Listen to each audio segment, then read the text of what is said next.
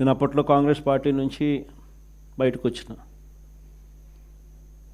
నేను బయటకు వచ్చినప్పుడు నాతో పాటు వెనకాల ఎవరు లేరు. నేను మా అమ్మ ఇద్దరం మాత్రమే బయటకు వచ్చినాం.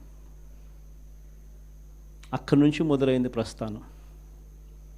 నాతో పాటు కొంతమంది నాయకులు, నా మీద వ్యక్తిగతంగా అభిమానం ఉన్న నాయకులు కొంతమంది, మా కడప జిల్లాల నుంచి మరి ముఖ్యంగా కొంతమంది నాయకులు నాతో పాటు రావాలని అడుగులు ముందుకేశారు.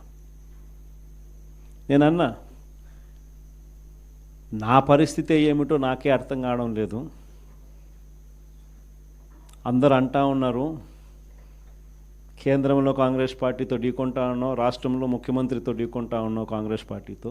ఇలాంటి పరిస్థితుల్లో నా పరిస్థితి అగమ్య గోచరంగా ఉన్నప్పుడు నేను మిమ్మల్ని నాతో పాటు రమ్మని చెప్పి నేను చెప్పలేను. దేవుడు ఆశీర్వదించి నేను ఎదిగినప్పుడు, నేను బాగున్నప్పుడు అప్పుడు రండి అని చెప్పి కొంతమందికి చెప్పిన. ఇట్లా రాష్ట్రం వైపు తిరిగి చూస్తే ఎవ్వరూ లేరు వెనకాల. కేవలం నేను, నాతో పాటు అమ్మ, మేము మాత్రమే ఉన్నాం. ఆ ప్రస్థానం అక్కడి నుంచి మొదలైంది. కానీ రాజకీయాలలో ఎప్పటికీ కూడా విలువలు, విశ్వసనీయత ఇవి మాత్రం ఎక్కడా ఎప్పుడూ తగ్గనేలా. ఎన్ని కష్టాలు వచ్చినా కూడా ఇటువైపు చూస్తే పొలిటికల్ ఒబ్లీవియన్ అంటారు, ఏ రోజు కూడా కాంప్రమైజ్ కాల. విలువలు, విశ్వసనీయత అన్న దానికి మాత్రం పెద్ద పీట వేశాం. విలువలు, విశ్వసనీయత అన్నది ఎట్లాంటి పరిస్థితిలో ఉన్నా కూడా ఏ రోజు కూడా అవి ప్రశ్నించే పరిస్థితిలో ఏ రోజు రాజకీయాలు ఎప్పుడు చేయలే.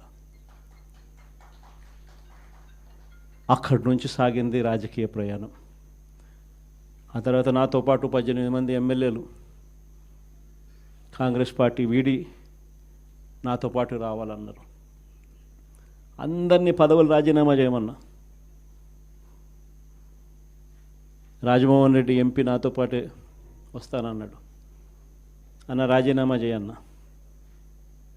రాజీనామా చేశాడు, వచ్చినాడు. బై ఎలక్షన్ జరిగింది.